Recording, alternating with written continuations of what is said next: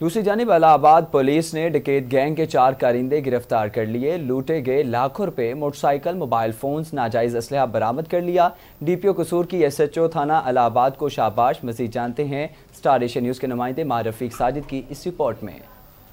बिल्कुल, थाना इलाहाबाद पुलिस की बड़ी कार्रवाई। राजधानी की वारदातों में मुलव्वस खतरनाक डकैत गैंग के 4 कारिंदे गिरफ्तार कर लिए गए।